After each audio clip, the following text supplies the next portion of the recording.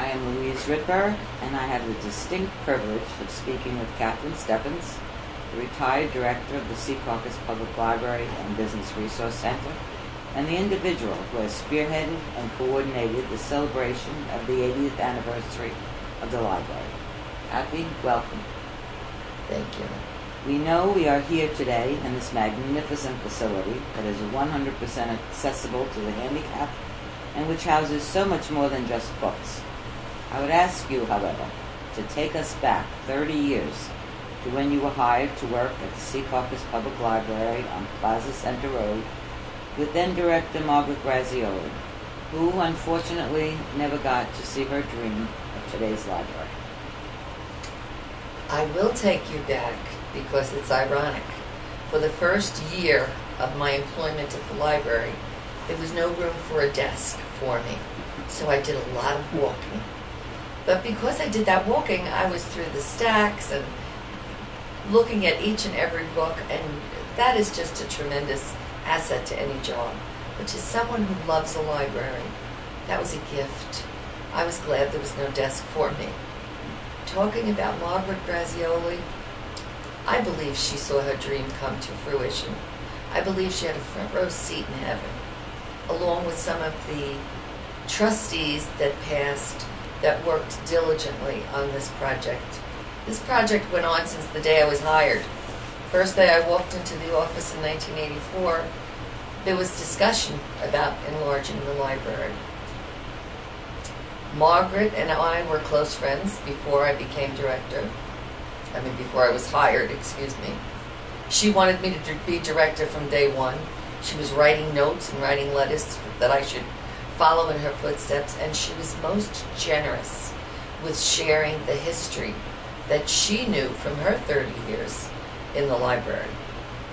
And since she didn't drive, I got a lot of time with Margaret to hear some of the history and some of the harrowing stories that some libraries went through. So she was my mentor, she was my friend, not just my employer. And I truly enjoyed working with her. I was at the groundbreaking for this building, Kathy, on a snowy morning, January 19, 2001. From that moment to when the building opened, January 2003, you were immersed in seeing the library's dream begin to become a reality. Can you tell us why the Secaucus Public Library became the Secaucus Public Library and Business Resource Center, and also what it was like to be the go-to person to project the anticipated desires of the patrons and the requirements for the library of the future? The groundbreaking was wonderful, wasn't it, Louise? Yes, it was. It was wonderful because it was a rainy day and we had a packed audience anyway. And that just goes to show you how people love their library. This was a much anticipated building. I had to revise and change and project some of the library's plans when it became absolute that the town fathers were going to build a new building. We weren't just going to be trying to enlarge the old building, which was so cozy, so warm, so wonderful, but tight. So with that in mind, I thought, let's see what we can do to incorporate the businesses. They had come to this area. They were invited to the Meadowlands, the beautiful Meadowlands, and to Secaucus, the jewel of the Meadowlands, but we weren't offering them anything back. And I thought, what a partnership we could have if we did. The WWOR needed special books. They needed special materials, pictures, photos of old actors and actresses, and someone smoking a cigar, I remember one day, and other businesses needed an awful lot of the books that were online, the attorneys' books and different materials that were too expensive for every single business to purchase.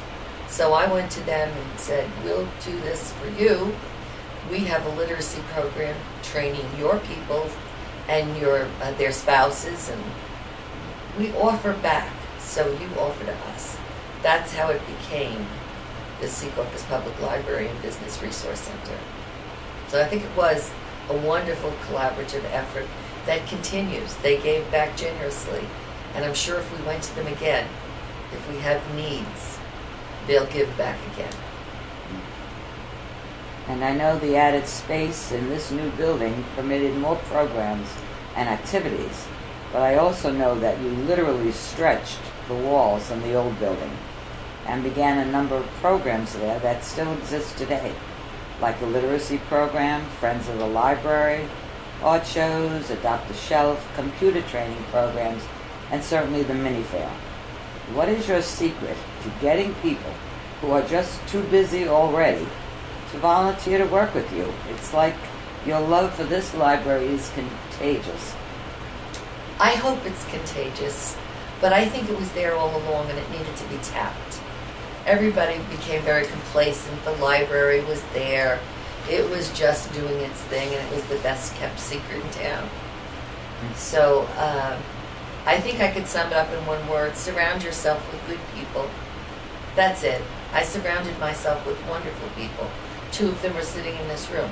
You, Louise, Fred Graffeld, who's doing the camera work.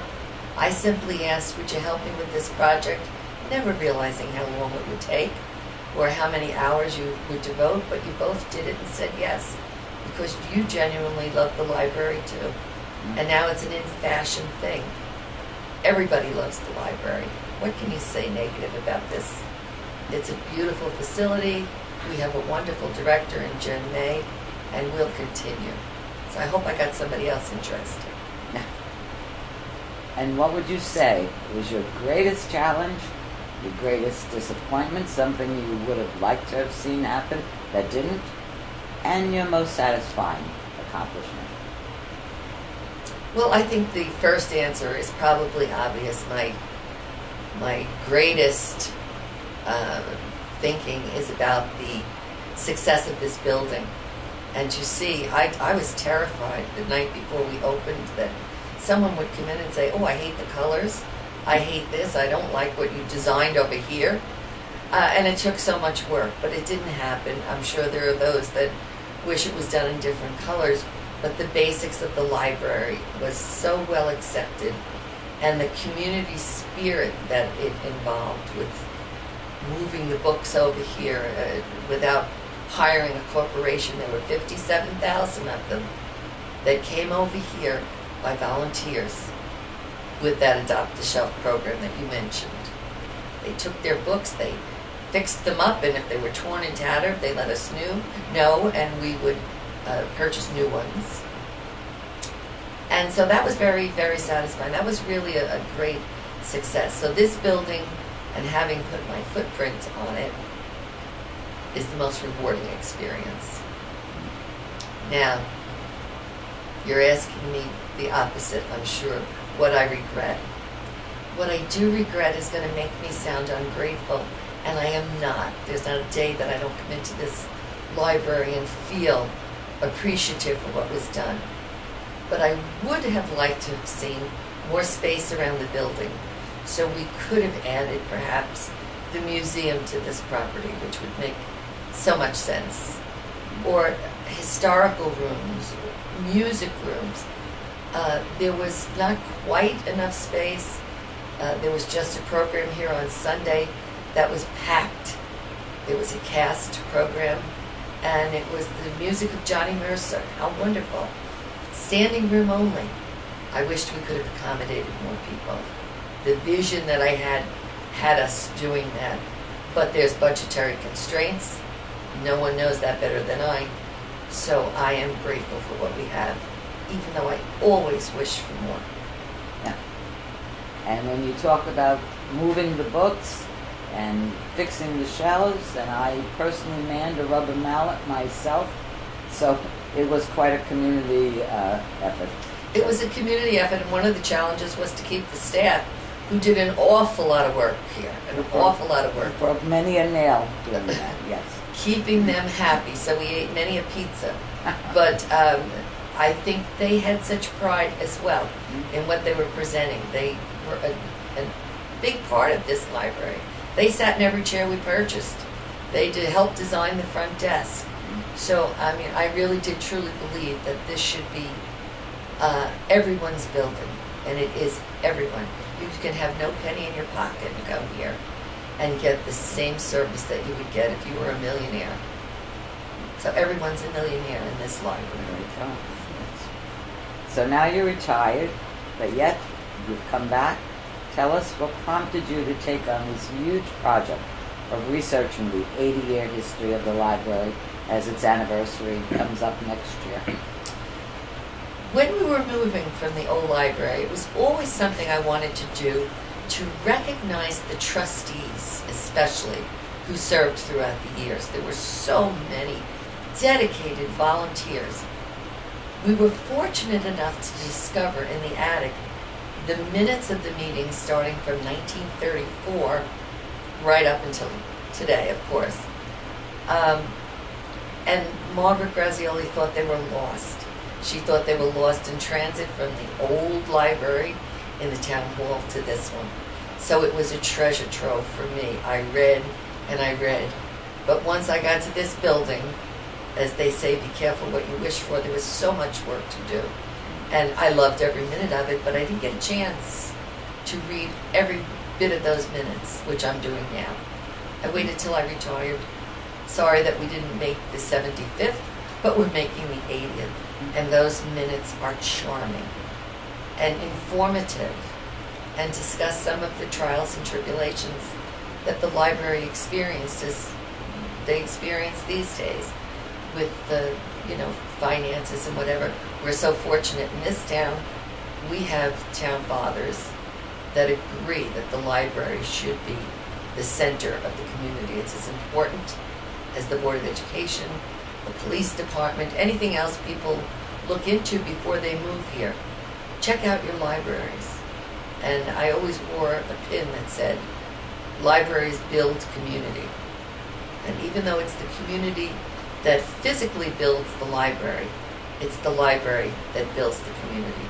I wanted everyone to share that and know about it and put it in their heads the next time they come in, and maybe there's not a book here that they're looking for, but through the consortiums, you'll have it within a few days.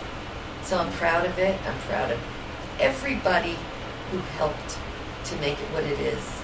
And it wasn't me, it was you and you and you and everybody in this town that had a role in it. Well, to close, Kathy, I want to thank you for the countless hours you expended contacting people for interviews, coordinating the times with Fred Grayfeld, who is filming this as we speak. This finished project will be a testament to your efforts and Fred's time and cooperation.